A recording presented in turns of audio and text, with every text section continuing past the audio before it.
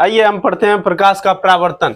प्रकाश का परावर्तन में आप पहले जो पढ़े ना, पहले इससे पहले जो वीडियो बनाए थे उसमें कहाँ तक पढ़े थे, तो प्रकाश पुंज तक। प्रकाश पुंज यानी कि 3 प्रकार का होता है। एक क्या था, समांतर प्रकाश पुंज, अभिसारी प्रकाश पुंज और अपसारी प्रकाश पुंज। हम उससे आगे जो है ना प्रकाश का परावर्तन से चलते हैं। प्रकाश का परावर्तन में क्या पढ़ेंगे, देखिए कि प्रकाश का परावर्तन कहते किसे हैं। तो प्रकाश का परावर्तन जो है ना, प्रकाश का परावर्तन कहता है कि जब प्रकाश की किरण किसी पॉलिशदार या चमकदार सतह से, पॉलिशदार या चमकदार सतह से टकराकर, जब प्रकाश की किरण किसी पॉलिशदार या चमकदार सतह से टकराकर क्या हो जाती है, वापस आ जाती है, यानी कि पहले वाले माध्यम में लौट जाती है, तो उसे ही क्या कहते हैं, प्रकाश का परावर्तन कहते हैं। क्या कहते हैं उसे, प्रकाश का परावर्तन कहते हैं। तो इस घटना को क्या कहा जाता है, प्रकाश का परावर्तन कहते हैं। आप लिख सकते हैं, वीडियो को पॉज करके आप लिख लीजिए, ठीक है ना। जब प्रकाश की किरण किसी पॉलिशदार या चमकदार सतह से टकराकर वो अपने माध्यम में लौट जाती है, तो उसी को क्या कहते हैं, प्रकाश का परावर्तन कहते हैं। अब देखिए कि परावर्तन के प्रकार क्या सब है। तो देखिए टाइप्स ऑफ रिफ्लेक्शन में कहता है सतह की प्रकृति के आधार पर परावर्तन जो होता है ना, 2 प्रकार का होता है। परावर्तन कितना होता है, अभी ये परावर्तन के नियम नहीं पढ़ रहे हैं, परावर्तन के प्रकार पढ़ रहे हैं। परावर्तन के 2 नियम प्रकार होता है। क्या होता है, एगो नियमित परावर्तन और एगो अनियमित परावर्तन होता है। नियमित परावर्तन में क्या होता है, कहता है कि चिकनी और पॉलिशदार, मतलब ये चिकनी और पॉलिशदार सतह पर क्या होता है कि मतलब एक नियम होता है कि जिधर घूमेगा, जैसे ये चिकना सतह हुआ, ये कोई सी दर्पण है, इस पर से ऐसे आ जाएगा तो ऐसे ही निकलेगा। लेकिन अनियमित परावर्तन में खुरदरी या असमान जब परावर्तक सतह होता है, ऐसे टेढ़ा मेढ़ा होता है, तो वहां पर क्या होता है, इधर से उधर प्रकाश की किरणें क्या हो जाती है, मुड़ जाती है।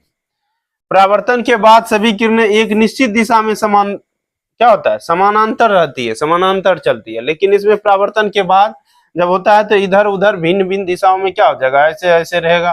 तो प्रकाश की किरण जो इधर आया, फिर इधर से आया, इधर रिफ्लेक्ट हो जाएगा, यहाँ पे आया, यहाँ पे पड़ा, ऐसे रिफ्लेक्ट हो जाएगा। मतलब ये ऐसे किसी भी तरह से क्या होगा, रिफ्लेक्ट हो जाएगा। तो उसी को कहा जाता है, कहता है अस्पष्ट प्रतिबिंब क्या होता है, तो और चमकीला और प्रतिबिंब बनता है। ये इस पे कोई अस्पष्ट प्रतिबिंब नहीं बन पाता है। कहीं पर देखेंगे शीशा उसा टूटा हुआ होता है, ऐसे कटा कटा शीशा होता है, तो वहां पर अस्पष्ट प्रतिबिंब बनता है आपका, नहीं बनता है। अब देखिए ये मेन चीज जो है ना, ये परावर्तन में प्रयुक्त महत्वपूर्ण परिभाषिक शब्द है, ये बार बार आएगा और ये समझना जरूरी है। ये अगर आप नहीं समझेंगे तो मतलब जो है ना, इस चैप्टर को नहीं समझेंगे। क्या होता है, सबसे पहले आप समझिए आपतित किरण, यानी कि कहता है समतल सतह पर आकर टकराने वाली प्रकाश की किरण को आपतित किरण कहते हैं, इंसिडेंट रे। यहाँ पर देख लीजिए, ये समतल सतह है, इस पे ये किरण आ रही है, रेड वाली जो किरण है ऐसे आ रही है, उसी को क्या कहा जा रहा है, ये आपतित किरण कह रहे हैं। कौन सा किरण कह रहे हैं, आपतित किरण कह रहे हैं। अब परावर्तित किरण कौन सा, रिफ्लेक्टेड रे, सतह से टकराकर वापस लौटने वाली किरण को परावर्तित किरण कहते हैं। ये है परावर्तित किरण, ये जो रेड वाला है ये क्या है, परावर्तित किरण, ऐसे टकरा कर क्या हो रहा है, वापस लौट रहा है, उसी को क्या कह रहे हैं, परावर्तित किरण कह रहे हैं। अब समझिए आपतन बिंदु किसको कहते हैं, पॉइंट ऑफ इंसिडेंस, ये है आपतन बिंदु, यानी कि जिस सतह पर क्या होता है, ये आपतित किरण और परावर्तित किरण, जहां पर मतलब आपतित किरण एक चमकीली सतह से जहां पर जाकर टकराती है, उसी बिंदु को आपतित बिंदु कहते हैं। कौन सा बिंदु कहते हैं, आपतन बिंदु कहते हैं। समझ रहे हैं ना, सतह का वर्ण बिंदु जहां पर आपतित किरण जाकर टकराती है उसी को आपतन बिंदु कहते हैं। समझ में आया होगा कि नहीं। अगर आप लिखना चाहते हैं तो इसे पोज करके क्या कर सकते हैं, लिख सकते हैं। अगर आप देखिए, पहले देखिए और कुछ बता देते हैं, तब बगल हटेंगे, आप लिख लीजिएगा। अभिलंब, अभिलंब क्या होता है, आपतन बिंदु पर दर्पण की सतह से लंबवत खींची गई काल्पनिक रेखा को अभिलंब कहते हैं। ये माना जाता है, ये जो होता है ना, ये रेखा अपने आप माना जाता है, कोई रेखा होता नहीं है, कहीं पर दिखेगा नहीं, इसको क्या कहेंगे, अभिलंब कहेंगे। नॉर्मल, इंग्लिश में क्या बोला जाता है, नॉर्मल। ये सब का बार बार जरूरी पड़ेगा, इसलिए क्या है, ये सब जरूरी है जानना, ये सब का डेफिनेशन, इस सब का अर्थ जानना जरूरी है।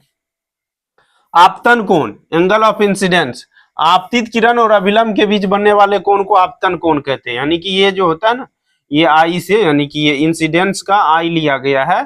ये आपतित किरण और अभिलंब के बीच बनने वाले कोण को आपतन कोण कहेंगे। कौन सा कोण कहेंगे? और परावर्तन कोण किसको कहेंगे? तो परावर्तित किरण और अभिलंब के बीच बनने वाले कोण को परावर्तित, यानी कि रिफ्लेक्शन, एंगल ऑफ रिफ्लेक्शन, यानी कि इसको क्या कहेंगे? परावर्तित किरण कहेंगे, सॉरी परावर्तन कोण कहेंगे। कौन सा कोण कहेंगे? परावर्तन कोण कहा जाता है इसको। देखिए क्या होता है कि हमेशा जब समतल दर्पण पर प्रकाश की किरण या और कोई भी दर्पण पर पड़ती है तो आपतन कोण और परावर्तन कोण बराबर होता है, यानी कि आई बराबर बोल सकते हैं, क्या बोल सकते हैं? आई बराबर कोण आई बराबर कोण आर। ये नियम याद रखिएगा, ये प्रकाश के परावर्तन के नियम में भी पढ़ेंगे कि कोण आई बराबर, यानी कि आपतन कोण इक्वल टू परावर्तन कोण। ये हमेशा याद रखिएगा, ये आपतन कोण और परावर्तन कोण हमेशा बराबर हो बनता है, यानी कि ये अगर 30 डिग्री है तो ये भी क्या होगा? 30 डिग्री होगा। याद रखिएगा, समझ गए कि नहीं? 30 डिग्री होगा, समझ गए होंगे। अब चलते हैं, देखिए अब क्या होता है, परावर्तन के नियम को जानते हैं, ये मेन चीज है। परावर्तन के नियम, लॉ ऑफ रिफ्लेक्शन कहता है प्रकाश का परावर्तन दो निश्चित नियमों के अनुसार। देखिए आप लोग शायद लिखे नहीं होंगे तो थोड़ा हम क्या हो जाते हैं, बगल हो जाते हैं। आप क्या कर सकते हैं, इसको पॉज करके, जब तक हटे हुए हैं पॉज कर लीजिए इसको और लिख लीजिए आप लोग, सही है ना? चलिए पॉज किए हुए हैं, लिखिए तब तक।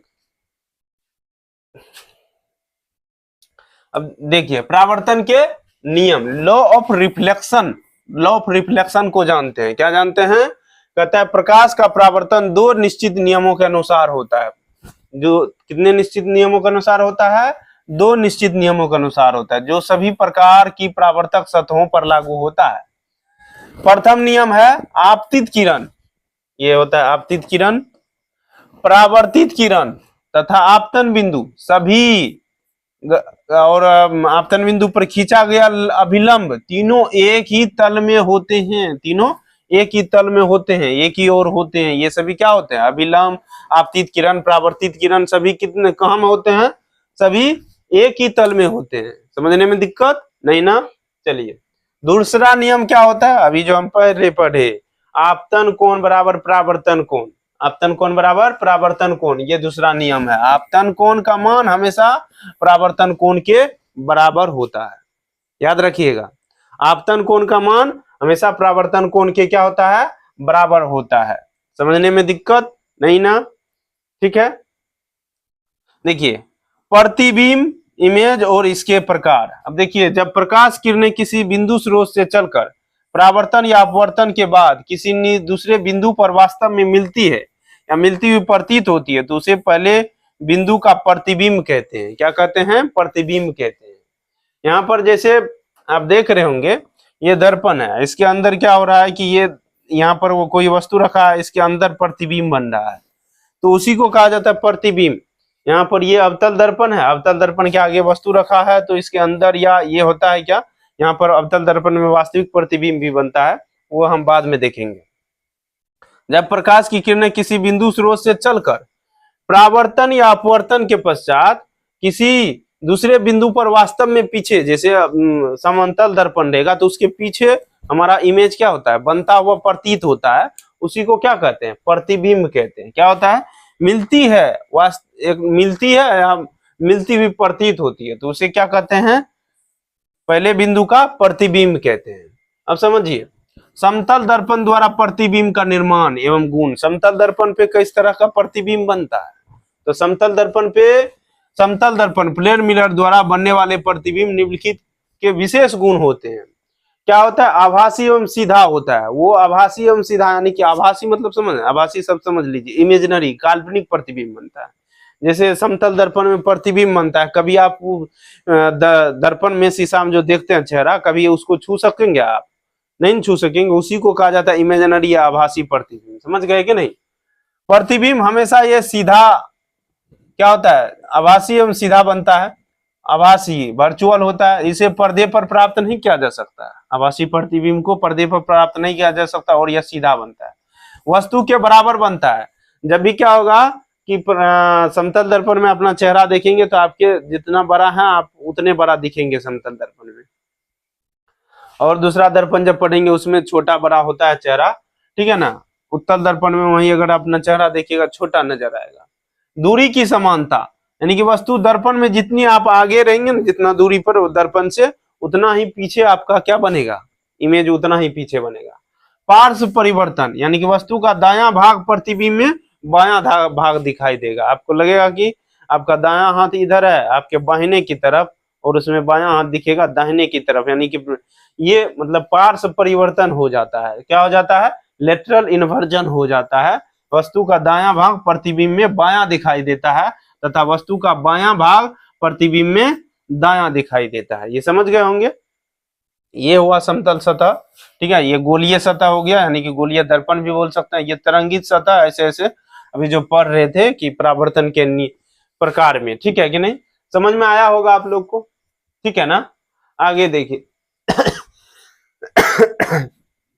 अब वास्तविक प्रतिबिंब को जानते हैं। वास्तविक रियल इमेज क्या होता है, कहता है कि यह प्रकाश किरणों के, सॉरी आप लोग इसको लिख नहीं पाए तो हम ये आप पॉज करके इसको क्या कर सकते हैं, लिख लीजिए। पॉज करके हम हट गए हैं, पॉज करके इसे लिखिए। पॉज कर लिए हैं, लिखिए जितना समय लगता है आपको, ठीक है। चलते हैं आगे। वास्तविक प्रतिबिंब, रियल इमेज, यह प्रकाश किरणों के वास्तविक प्रतिच्छेदन पर बनता है। इसे किसी प्रोजेक्शन या प्रयोगशाला के हॉल में क्या किया जा सकता है, प्रयोग किया जा सकता है, यानी कि इसे पर्दे पर उतारा जा सकता है वास्तविक प्रतिबिंब को। यह प्रतिबिंब सदैव उल्टा बनता है, ये बात है। वास्तविक प्रतिबिंब कैसा बनेगा, उल्टा बनता है। क्या बनता है, ये देखिए। आभासी या काल्पनिक प्रतिबिंब क्या होता है, वर्चुअल इमेज कहा जाता है, या काल्पनिक इमेज। कहता है यह तब बनता है जब प्रकाश किरणें परावर्तन के वास्तव में नहीं मिलती है। परावर्तन के बाद क्या होता है, वास्तव में मिलती नहीं है, पीछे मिलती हुई प्रतीत होती है, तो उसी को कहा जाता है काल्पनिक प्रतिबिंब। क्या कहा जाता है, काल्पनिक प्रतिबिंब। यहाँ पर ये जो होता है ना, ये दर्पण है, यहाँ पर खैर उल्टा बना है प्रतिबिंब, इसके आगे ही प्रतिबिंब यहाँ पे बन जाता है। क्या हो जाता है, आगे ही प्रतिबिंब बन जाता है, ठीक है ना। आभासी प्रतिबिंब में दर्पण के पीछे प्रतिबिंब बनता है। वह तब बनता है जब प्रकाश किरणें परावर्तन के बाद वास्तव में नहीं मिलती है, बल्कि पीछे बढ़ने पर मिलती हुई प्रतीत होती है, तब पीछे में प्रतिबिंब बनता है। इसे पर्दे पर प्राप्त नहीं किया जा सकता। आभासी प्रतिबिंब यानी काल्पनिक प्रतिबिंब को पर्दे पर नहीं प्राप्त किया जा सकता है। यह प्रतिबिंब सदैव सीधा बनता है, यह प्रतिबिंब सदैव सीधा बनता है। आभासी प्रतिबिंब कैसा बनता है, सदैव सीधा बनता है। अब देखिए गोलाकार दर्पण क्या होता है, ऐसा दर्पण जिसका परावर्तक सतह वक्रित होता है, या किसी खोखले गोले का एक भाग होता है, उसे गोलाकार दर्पण कहते हैं। ये मुख्य रूप से दो प्रकार के होते हैं, एक अवतल दर्पण होते हैं, उत्तल दर्पण होते हैं। अवतल दर्पण किसको कहा जाता है, तो देखिए अवतल दर्पण जो होता है ना, अवतल दर्पण धसा हुआ, यानी कि एक बगल से क्या होगा, अवतल दर्पण में ये जो होगा ना, बाहर से पॉलिश किया रहेगा, उभरा हुआ भाग पे पॉलिश किया रहेगा, और अंदर वाला ये इधर चेहरा दिखेगा धसा हुआ भाग में। उत्तल दर्पण किसे कहते हैं, कन्वेक्स मिरर। तो धसा हुआ भाग में इसमें पॉलिश किया रहेगा, और ये वाला भाग पे क्या होगा, चेहरा दिखेगा, यानी कि उभरा हुआ भाग पे चेहरा दिखेगा, ठीक है ना। ऐसे छू के भी उत्तल दर्पण को देख जान सकते हैं, यानी कि छुएंगे तो उभरा प्रतीत होगा, तो वो कहेंगे क्या, उत्तल दर्पण है। और धसा हुआ प्रतीत होगा तो वो उसको क्या कहेंगे अवतल दर्पण है। समझ में आया होगा। अवतल दर्पण कहता वह गोलीय दर्पण जिसका परावर्तक पृष्ठ जो होता है अंदर की ओर, अर्थात गोले के अंदर की ओर धसा होता है, डेफिनेशन में उसे अवतल दर्पण कहते हैं। इसे अभिसारी दर्पण भी कहते हैं, यानी कि सब प्रकाश की किरण को एक जगह एकत्रित करता है, यानी कि कन्वर्जिंग मिरर भी कहते हैं, क्योंकि यह अपने आने वाली समांतर किरणों को एक जगह सिकोड़ देती है, यानी कि जहां से भी किरण आएगी ऐसे, तो एक जगह उसे क्या करेगी, मिला देती है सबको, इसीलिए कन्वर्जिंग मिरर भी कहते हैं। इसका उपयोग काम होता है हजामत बनाने में, यानी कि दाढ़ी बनाने में उपयोग करता है, ठीक है ना।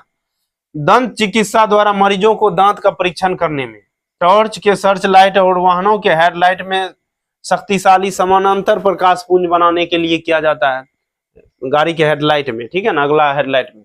सौर भट्टियों में सूर्य के प्रकाश को केंद्रित करने के लिए इसे यूज किया जाता है, ठीक है ना।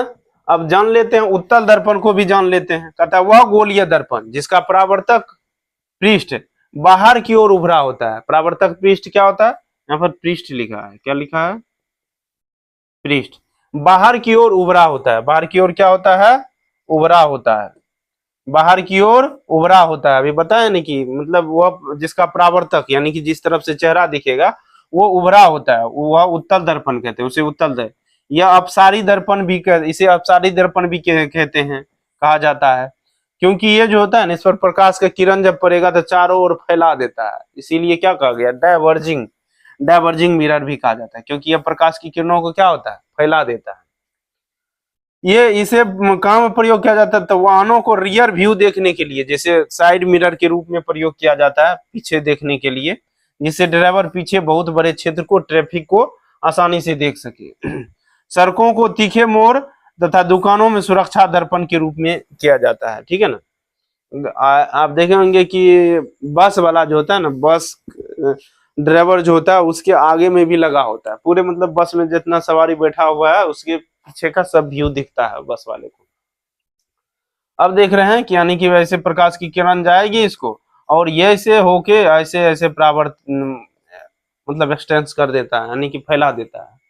समानांतर किरणें परावर्तित होकर फैल जाती है, इसे ही अपसारित। अब विशेषता देखिए कि कहता है यह दर्पण वस्तु की प्रत्येक स्थिति के लिए हमेशा आभासी, सीधा और आकार में छोटा प्रतिबिंब ही बनाता है। उत्तल दर्पण क्या करता है, यह दर्पण वस्तु की प्रत्येक स्थिति के लिए हमेशा आभासी यानी कि काल्पनिक तो बनाता है, जैसे कि छुआ नहीं जा सकता, सीधा और आकार में छोटा प्रतिबिंब बनाता है। इसीलिए तो प्रयोग किया जाता है कि बड़े बहुत बड़े रोड को जो होता है ना, वो क्या किया जा सकता है, थोड़े ही क्षेत्र में दर्पण में दिख जाता है ड्राइवर को, ठीक है ना। इसका क्षेत्र बहुत बड़ा होता है, ठीक है ना, इसलिए व्यापक दृश्य प्राप्त होता है। यह सुरक्षा दर्पण के रूप में भी उपयोग होता है। समझ में आया होगा। थोड़ा सा और पढ़ लीजिए कि ये वास्तविक प्रतिबिंब के बारे में समझ लीजिए। कहता है यह प्रकाश की किरणें वास्तविक मिलन से बनता है। वास्तव में क्या होता है कि मिलता हुआ, ये यहाँ पर पीछे दिख रहा है इमेज, हालांकि यहाँ पर क्या होता है कि यहीं पर प्रतिबिंब बन रहा है, ये यहीं पर प्रतिबिंब बनेगा, ठीक है ना, वास्तविक प्रतिबिंब। यहाँ पर चित्र गलती है, ठीक है ना। यह प्रतिबिंब सदैव उल्टा बनता है। प्रतिबिंब कैसा बनता है, उल्टा बनता है। इसे किसी प्रोजेक्शन हॉल या प्रयोगशाला में प्राप्त किया जा सकता है।